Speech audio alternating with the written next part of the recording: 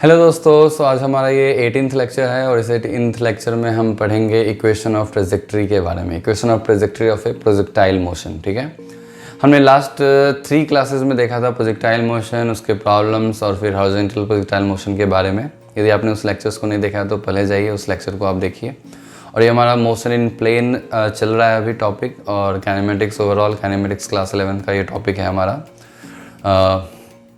Kinematics basically projectile motion. ठीक है, तो चलिए स्टार्ट करते हैं आज का लेक्चर हमारा। आज का हमारा टॉपिक नेम है equation of trajectory. So equation of trajectory. Actually ये इक्वेशन ऑफ जो ट्रेजेक्ट्री है ये सिर्फ प्रोजेक्टाइल मोशन तक लिमिटेड नहीं है। एक्चुअली कोई भी पार्टिकल किसी पाथ पे ट्रेवल कर रहा होगा तो उसकी पाथ की कोई इक्वेशन होगी, उस पाथ की इक्वेशन को ही हम बोलते हैं equation of trajectory. Equation of trajectory का मतलब होता है पाथ। तो यहाँ पार्टिकल की जो मोशन है प्रोजेक्टाइल मोशन में जो हम पढ़ते हैं वो एक पाथ ट्रेवल करता है और उस पाथ को हम बोलते हैं पैराबोलिक पाथ। ओके, उसको पैराबोलिक इसलिए बोलते हैं क्योंकि आप जब इक्वेशन ऑफ ट्रेजेक्ट्री को कैलकुलेट करोगे तो एक क्वाड्रेटिक इक्वेशन आएगा और the graph of the quadratic equation is a parabolic nature. ठीक है, तो मैंने थोड़ा सा क्वाड्रेटिक इक्वेशन के बारे में बताया था, उसके ग्राफ के बारे में कि कॉनकेव डाउन, कॉनकेव अप, इस तरह के ग्राफ्स होते हैं, कॉनकेव राइट। तो मतलब पैराबोलिक कुछ इस तरह सा ग्राफ होता है, कॉनकेव डाउन हो गया, ये हमारा कॉनकेव अप हो गया, तो इनको हम पैराबोला बोलते हैं। और जनरली वो क्वाड्रेटिक इक्वेशन के फॉर्म में होता है, y=ax² + bx + c के फॉर्म में हमारा पैराबोलिक इक्वेशन आता है। तो ये भी हमारा equation of trajectory for a projectile motion also इसी फॉर्म में हमारा आने वाला है। तो उसी को हम देखेंगे कि कैसे हम इक्वेशन ऑफ ट्रेजेक्ट्री निकालते हैं, ये हम इस लेक्चर में सीखेंगे। ठीक है, यदि आपने मेरे चैनल को सब्सक्राइब नहीं किया तो please do subscribe, it will give me motivation to make more videos like this, and आपको भी नोटिफिकेशन जल्दी ही मिलता रहेगा यदि आप सब्सक्राइब करते हो तो। ठीक है, तो चलिए इसको हम निकालते हैं इक्वेशन ऑफ ट्रेजेक्ट्री। तो मैं एक जनरल केस ही ले लेता हूँ। तो मैं सबसे पहले मैं ग्राउंड ले लिया, ठीक है, और मैंने इस ग्राउंड पे किसी बॉडी को प्रोजेक्ट कर दिया, तो ये हमारा पैराबोलिक पाथ फॉलो किया। ठीक है, A to B। अब हाइस्ट पॉइंट को आप चाहो तो C मान सकते हो, और हमने किसी वेलोसिटी U से फेंका है और हमारा थीटा हमारा एंगल है। ठीक है, तो ये आपको गिवन दिया होगा, इस डेटा से आपको निकालना है। सपोज़ ये मैं कर देता हूँ x एक्सिस और ये हमारा y एक्सिस है। तो हमारा जॉब है कि टारगेट है कि हमारा y as a function of x आपको निकालना है इन अ गिवन पैरामीटर्स। तो y को आप x के फॉर्म में एक्सप्रेस कर देते हो, तो इसी को हम बोलते हैं इक्वेशन ऑफ ट्रेजेक्ट्री। तो कैसे एक्सप्रेस करते हैं? तो सबसे इसका सिंपल तरीका है, आपको वैसे भी जो भी इसका डिराइव्ड फार्मूला आएगा इक्वेशन ऑफ ट्रेजेक्ट्री उसको भी आपको याद रखने की ज़रूरत नहीं है। आपको बस ये सीखना है कि इसको हम कैसे डिराइव करते हैं, और जैसे ही क्वेश्चन आता है क्विकली आप विदिन 1 मिनट आप इसको डिराइव करके, विदिन 30 सेकेंड्स ऑल्सो आप इसको डिराइव करके आप क्वेश्चन को सॉल्व कर सकते हो। ठीक है, तो इसका प्रोसेस है कि आप कोई एक जनरल पॉइंट P ले लो और उसका कोऑर्डिनेट x, y मान लो। ठीक है, और जब ऑब्वियसली वो जो कोऑर्डिनेट x, y होगा वो किसी एक जनरल टाइम t पे होगा। तो ये हमारा स्टार्टिंग टाइम था 0 और ये P पे टाइम हमारा t है। ठीक है, तो t टाइम पे उसने हॉरिजॉन्टल डिस्टेंस कितना ट्रेवल किया, x डिस्टेंस ट्रेवल किया, और वर्टिकल कितना ट्रेवल किया, y ट्रेवल किया। तो x और y as a function of time निकालो, फिर इस टाइम को एलिमिनेट कर लो। बेसिकली मेथड यही है।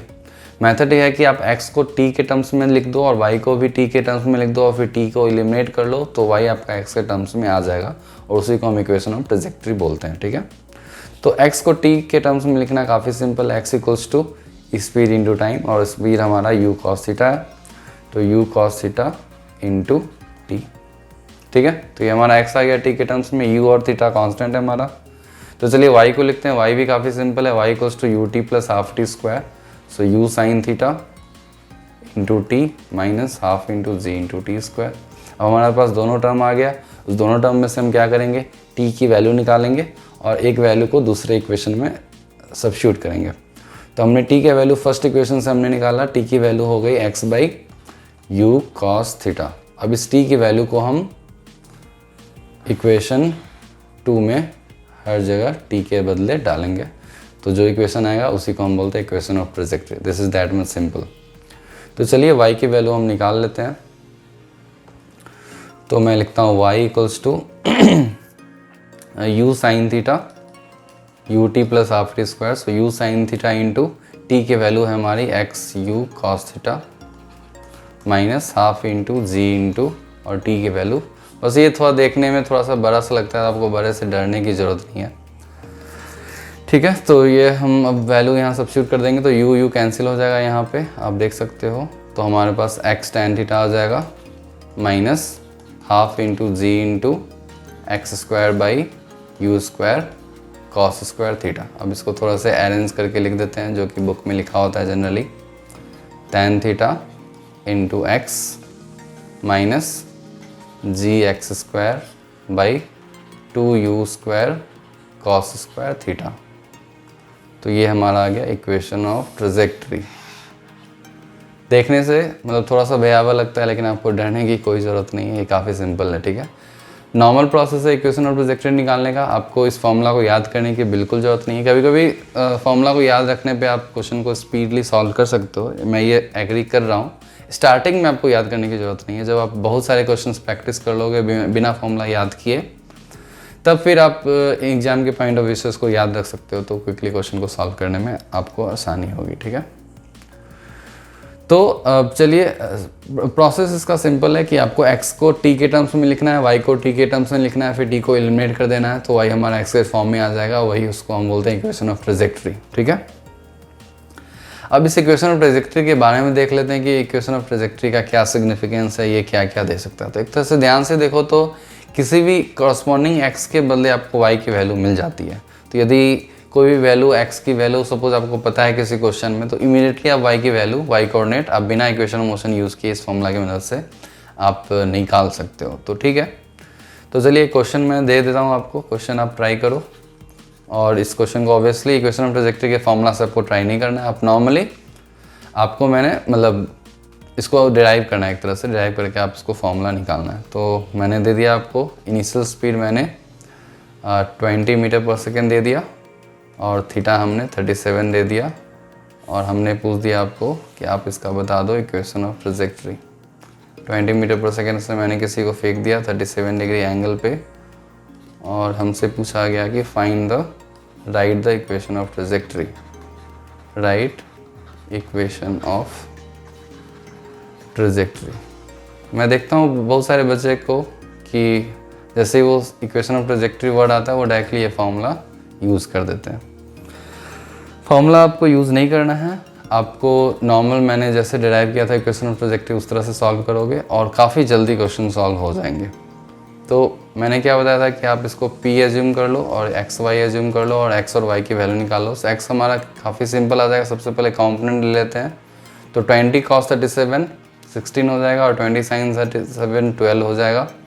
तो 16 इंटू टी, देखो कितना सिंपल x आ गया, और y की वैल्यू हमारा 12t minus half into 10 into t square. So 12t minus 5t square, ठीक है। आपको x और y की वैल्यू आ गई, आप t की वैल्यू डाल दो, t की वैल्यू x बाई 16, और उसको आप यहाँ डाल दो y में। तो y की वैल्यू क्या आ गई, 12 into x by 16 minus 5 into x by 16 whole square. अब इसको सॉल्व कर दो, आपका आंसर आ गया। So y equals to 3/4x minus 5x square by 16 whole square, आपका हो जाएगा 256। तो ये हमारा इक्वेशन ऑफ ट्रेजेक्ट्री।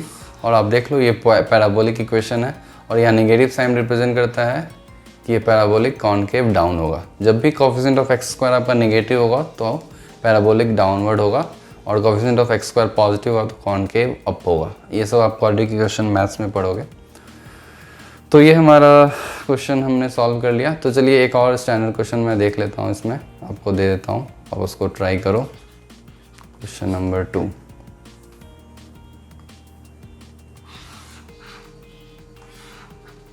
इस तरह के क्वेश्चंस आपको बुक्स वगैरह में जब आप सॉल्व करोगे तो इस तरह के क्वेश्चंस आपको मिल जाएंगे, ठीक है।